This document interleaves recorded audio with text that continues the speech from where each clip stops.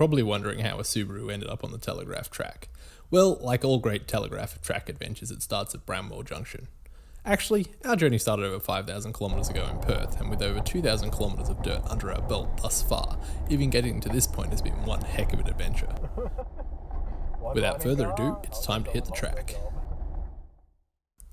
We haven't even made it to Palm Creek yet, and already there is water over the track. It is at this point that I should mention it's only the 12th of May 2021, and we are one of the first vehicles attempting the Telegraph Track following the wettest April in more than 20 years. The PDR only opened a few days ago, and there was water over the road in many places getting here. This is a sign of things to come. How good is this? That one. Just down the road we hit Palm Creek. The main track is one heck of a crossing. No one has managed to drive the track out of this creek so far this season, so the plan is to winch like the few cars before us.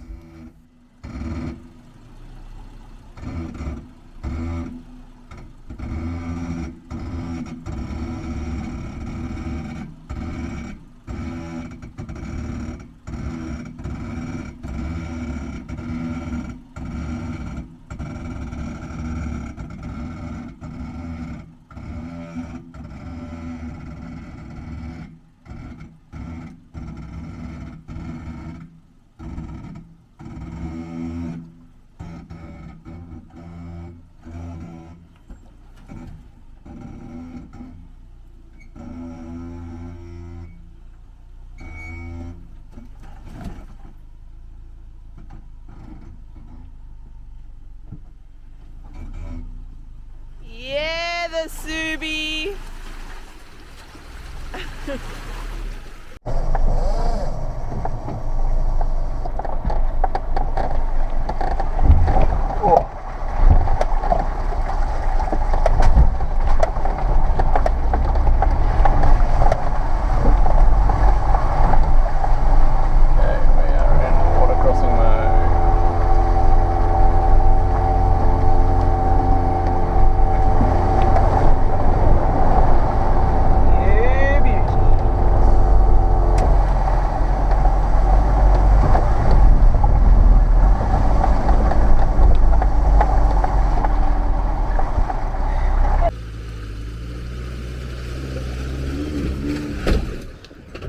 Oh.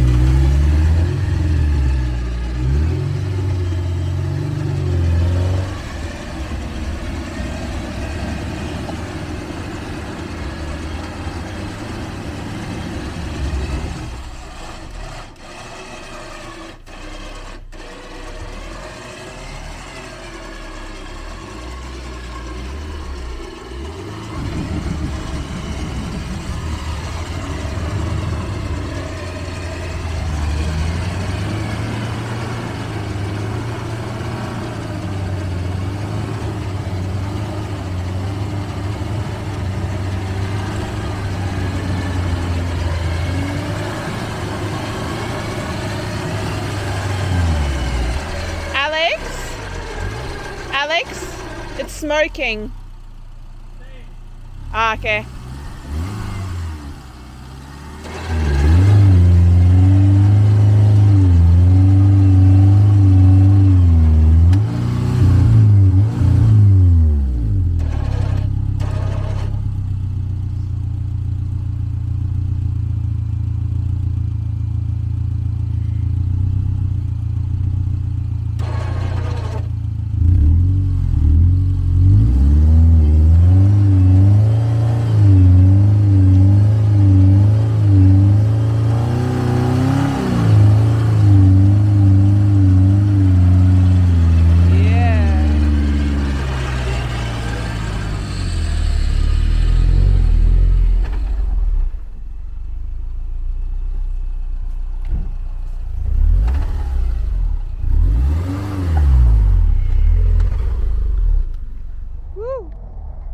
Palm Creek done and dusted, we were off to Ducie Creek, with just a little water along the way.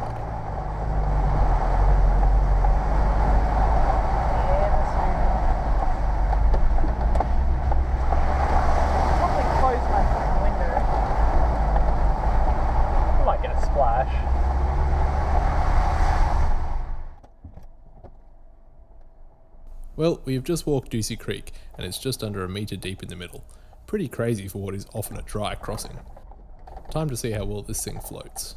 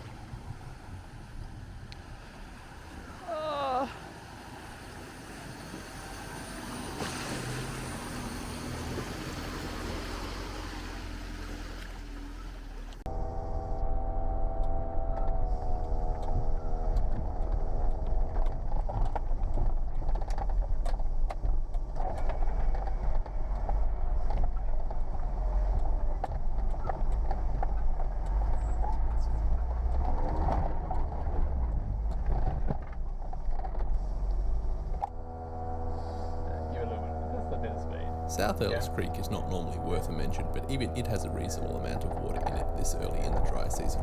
Good job. With the first 3 crossings on the track complete, it was time to set up camp at North Ellis Creek and wash off some of that Palm Creek mud. Not a bad effort considering we were in Laura this morning.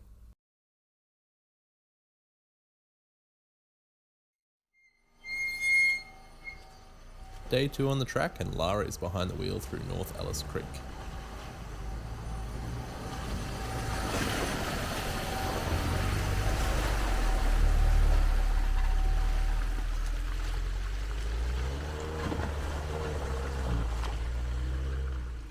Atta girl. A little bit faster. Beyond North Ellis Creek is where things started to get interesting, with the track just getting wetter and wetter and wetter.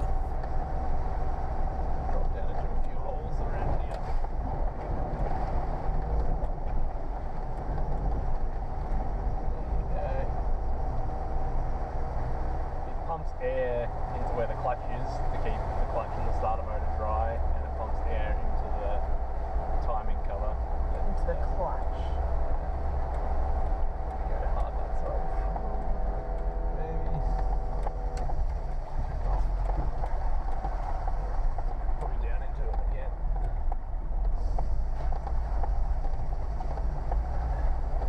Straddle. Heathland Reserve. See this Heathland Reserve sign?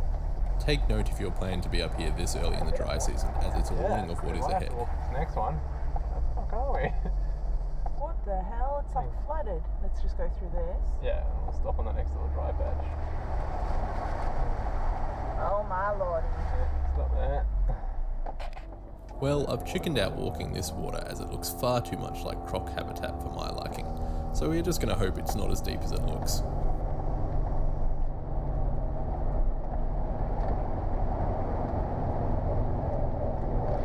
Yep, that 1.5 metre aerial just went under the bow wave. Should I get out and push? We're still moving.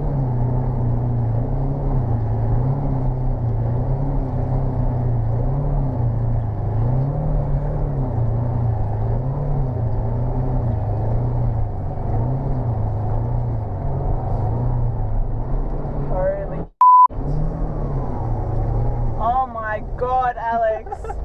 Holy shit. I'm gonna kill you. Carl loved it. The car's full of water. We know why someone tried to drive around it now. Oh my goodness.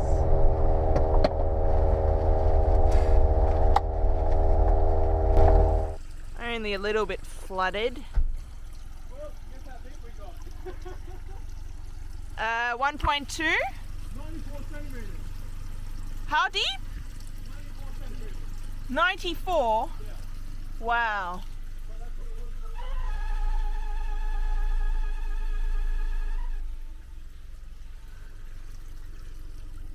That's pretty deep on the back tyre. Oh Clean the my. number plate. Oh, I honestly almost shat myself.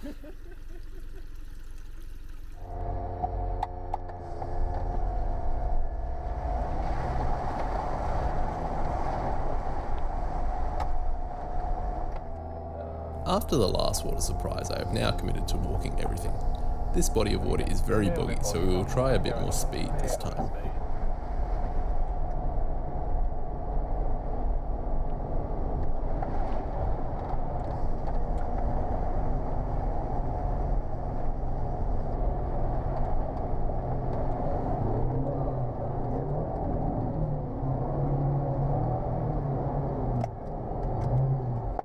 Yeah, winch time.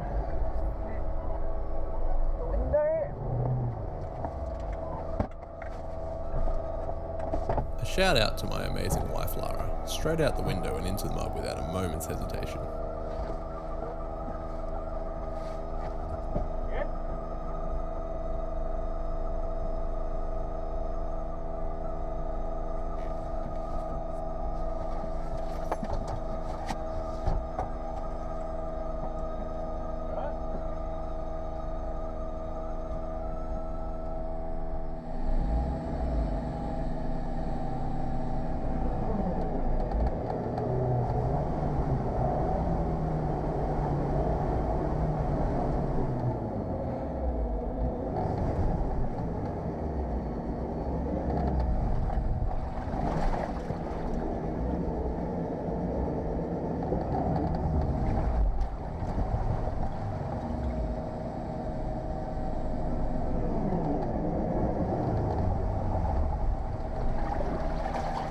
Alright, grab the hook and just walk with it. Just unhook the strap and just walk with it.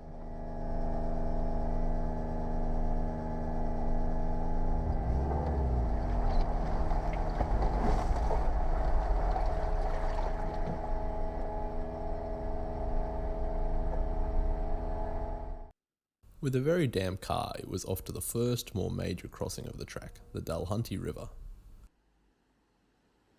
And Alex.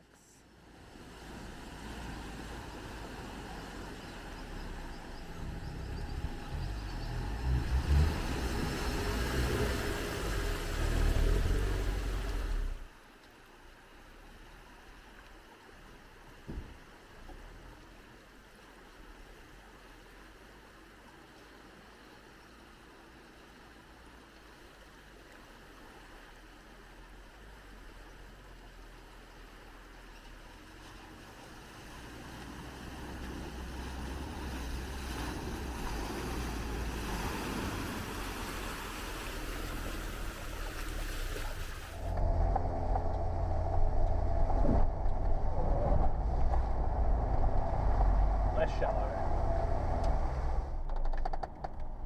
Gunshot was the only place on the entire Telegraph Track where we saw other people outside of Fruitbat Falls. We decided to tackle the most well-known drop at Gunshot. It did not look like it had been driven by anyone so far this season. Maybe one car had been through before us, but it still had close to a metre of muddy sand in the bottom. Winch was out ready with the expectation of getting stuck.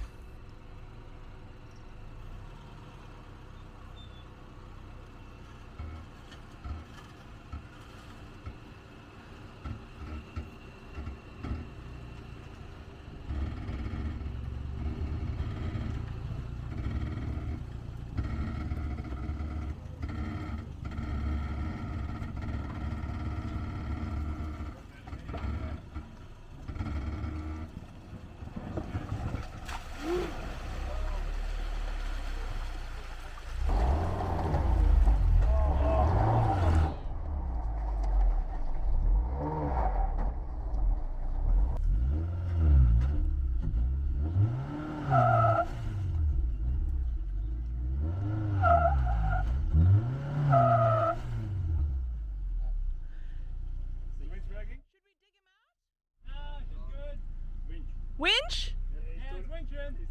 Winching.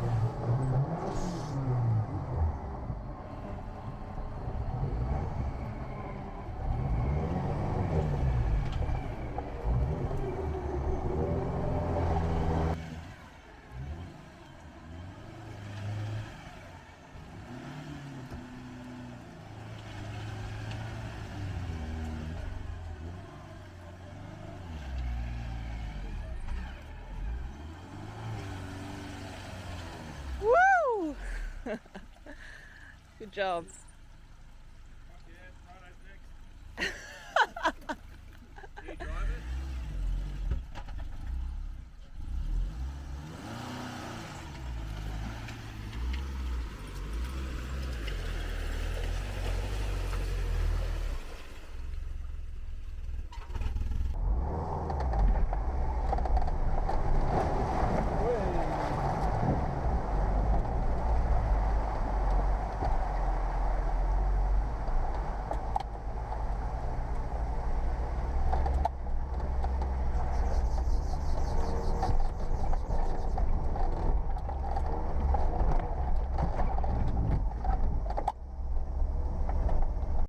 It was at this point that one of the other vehicles at Gunshot thought they would give it a crack.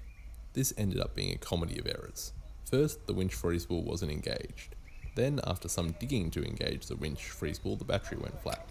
Subaru to the rescue winched them out and gave them a jump start, only for them to promptly back into Gunshot Creek and get stuck floating in the deep water. The car filled with water up to the steering wheel before we could winch them out again. I tried to dry it all out for them, but the ECU was a smouldering mess. That is going to be an expensive tow out.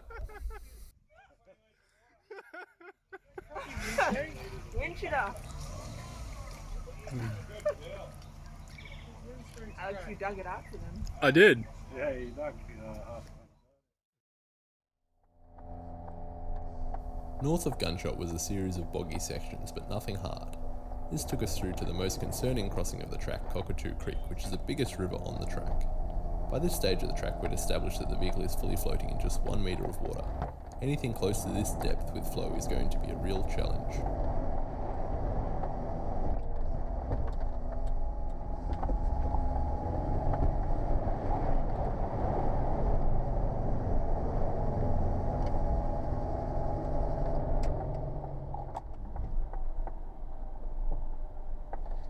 We have walked the crossing and it looks like only a couple of cars have braved the river so far this season. The deepest section is 0.9 of a metre deep and flowing hard, which makes it highly risky for the light little Subaru. But we have come this far and we can't be defeated now, so as a safety precaution to stop the car getting washed downstream, we have run winch extension straps across the entire river to catch the car if it starts getting pushed backwards. This season there is only one line across the river which is manageable in a Subaru when it is this deep. Initially it's hugged the right bank half in the deep channel trying to avoid the very boggy sand. Next it's cross over fully into the deep channel and hope we can still make forward progress. To the left of this channel there is a half-metre high rock step which fortunately has a small ramp only wide enough for one tyre. The plan is to manage to find this ramp underwater and get the passenger side of the car up onto the rock. With only half the car in the deep water, we should be able to make forward progress up the deep channel until we can get to the shallower rocks upstream, where from then on it should be smooth sailing. This is going to take some very accurate driving.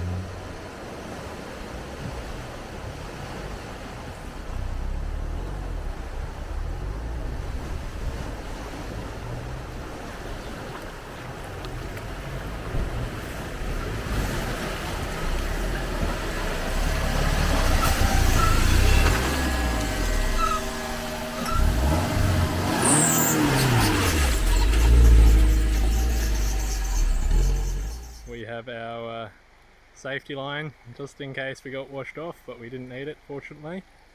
But she's deep, she's flowing, and if you don't go over the giant rock steps you're in pretty deep water.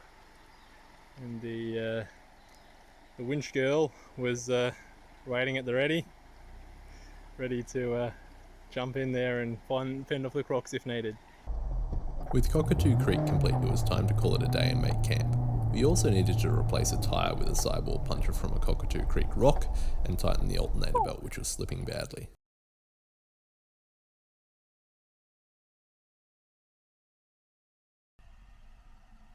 Day 3 on the track, and Lara is behind the wheel as we continue north on the Telegraph Track. Slowly.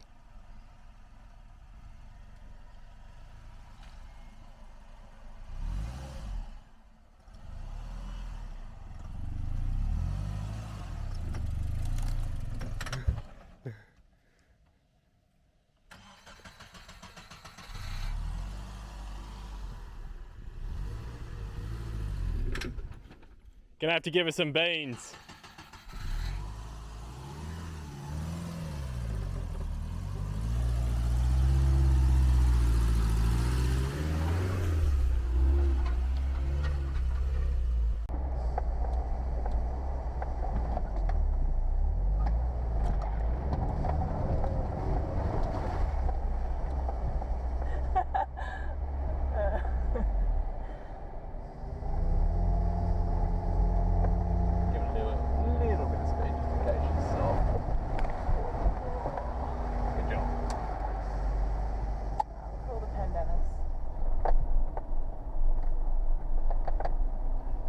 To the which side? Right.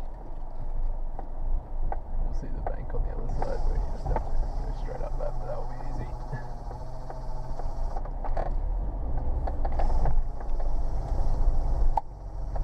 That way more. Crossing Sailor Creek saw us back onto the main road and off to the magical Fruit Bat Falls.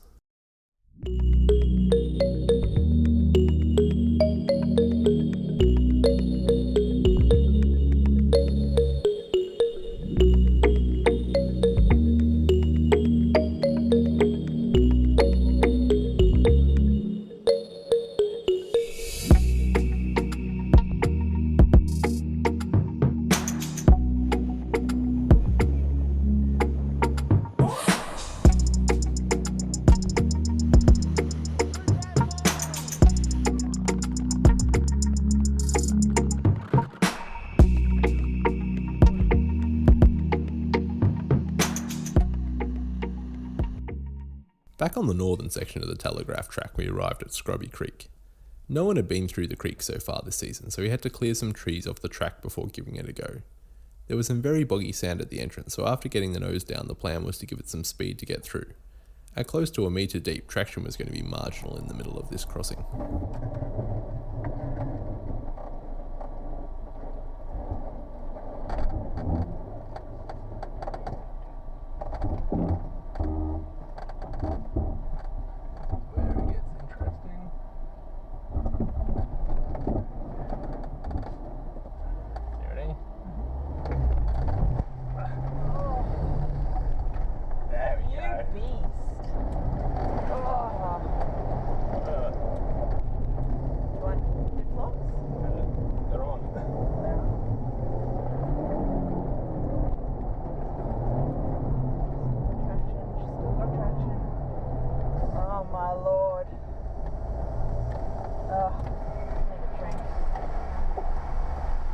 I'm gonna get out of here. Yeah, she'll climb up that. Surely. Oh. A bit of fun there.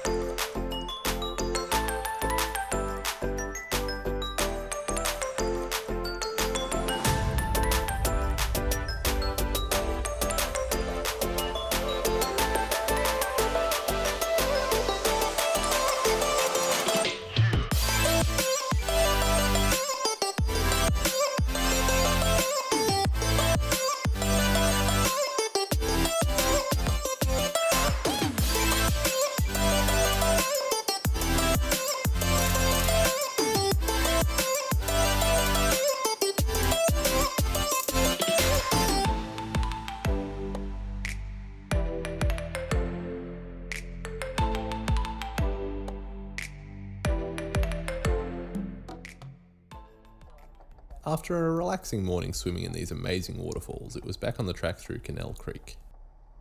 Keep back that way.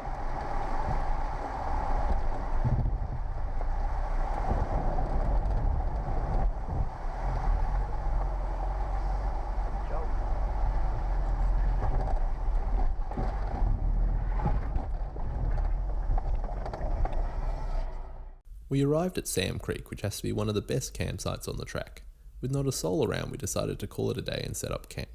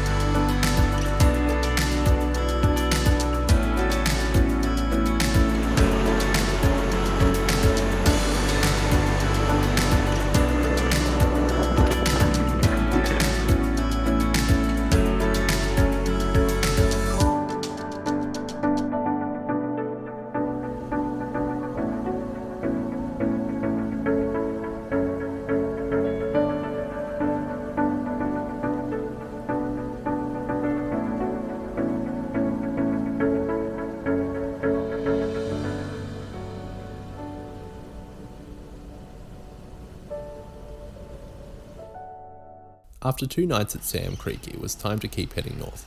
We still can't believe we had this magical campsite and swimming hole completely to ourselves for 2 days. Early dry season is such a great time of year to visit the Cape. Sam Creek is an easy crossing for the Subaru.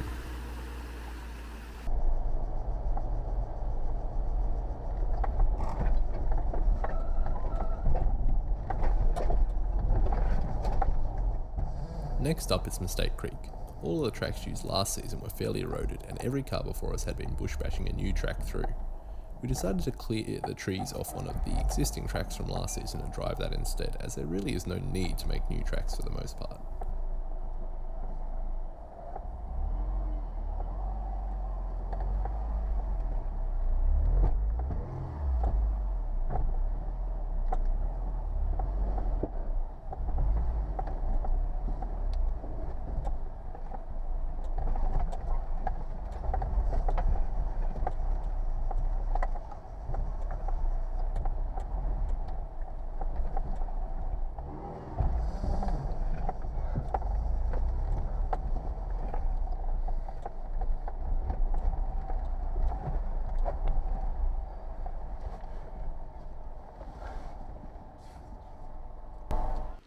This is Mistake Creek. We've got the chicken track, and we've got the track that Alex is going to take.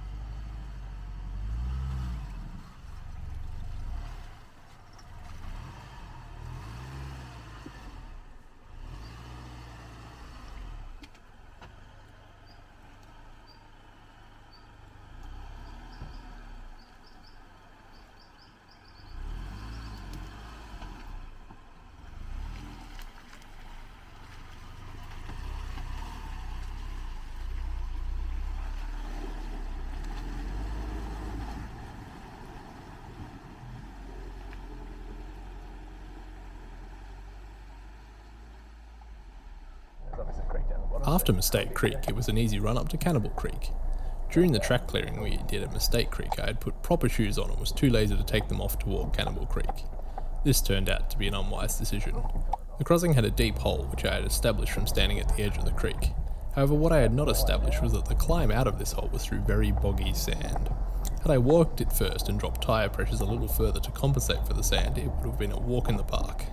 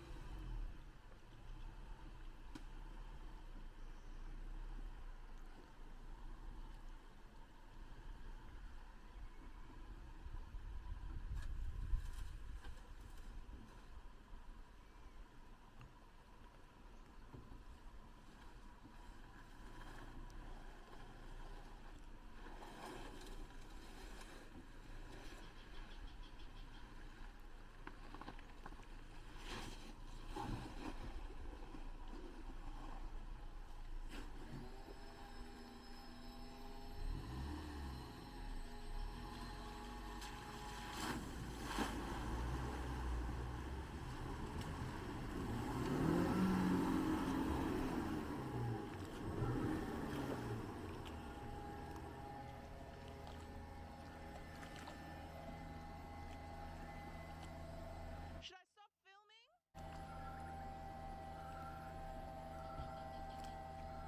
Should I stop filming? Alex?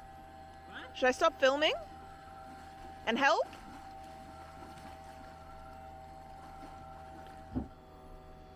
Our car is sinking.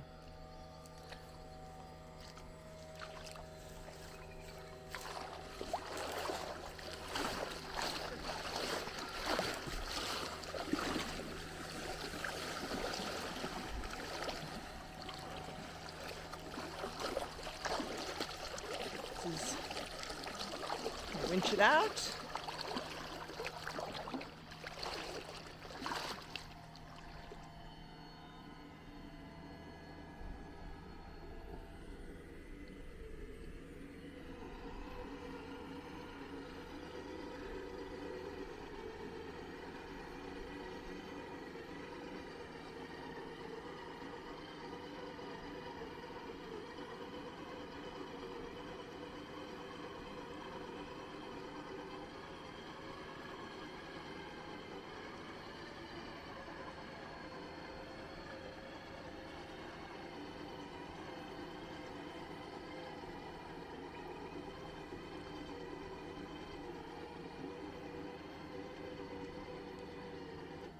You want me to go disconnect?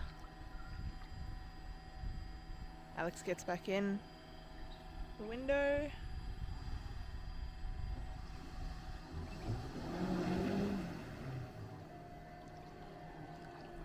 No traction.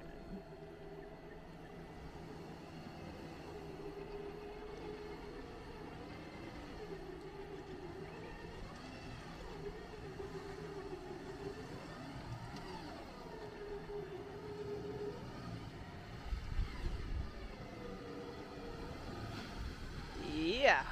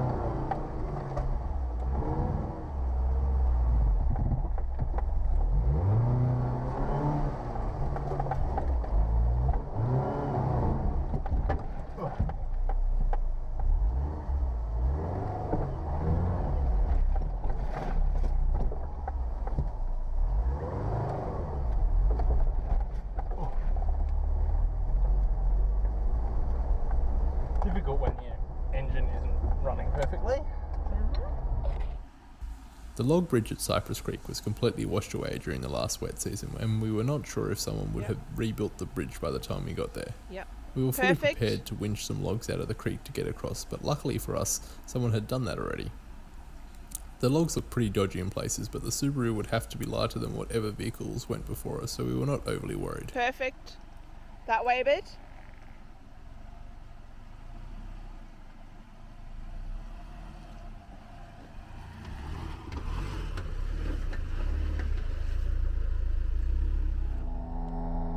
Next up it was Logan's. Often this can be a very deep crossing, but this season it wasn't too bad. Lara was still out on the winch rope ready to pull the car across if it started floating, but it was not required.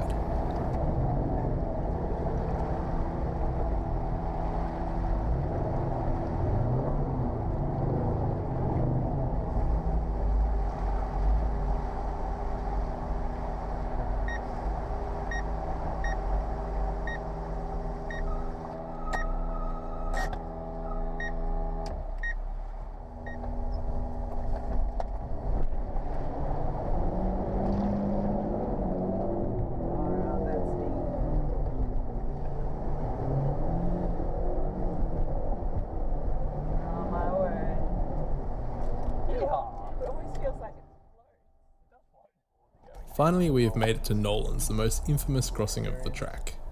We walked all the different lines and they range from 1.2 metres deep to 1.4 metres deep. We have opted to do the 1.2 metre deep line, which would be the most challenging for us as it had the longest distance over the 1 metre fully floating depth for the Subaru. The other lines, whilst deeper, were ultimately easier for the Subaru as there was less length that the car would be floating for. Despite its reputation, we were not overly worried by Nolan's.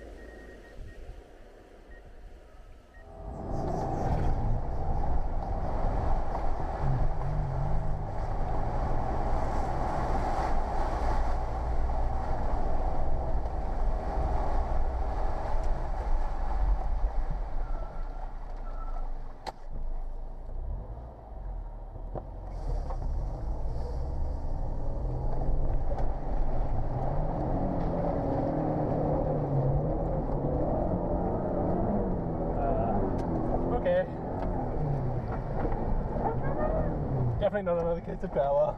With Nolan's complete, it was onwards along the Telegraph Track to the Jardine River. Unfortunately, due to a camera glitch, we didn't get much of the footage north of the turnoff.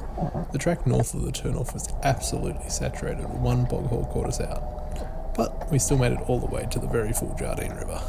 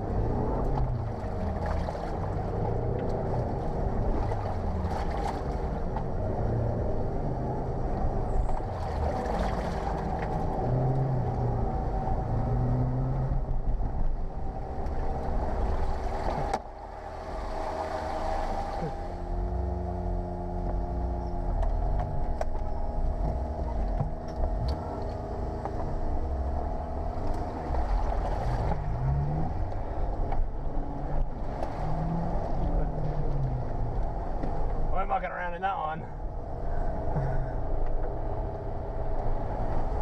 Of course, to get to the Jardine Prairie, we had to backtrack through the very wet track. We tried excessive speed on the bottomless bog on the way back, but it did not help.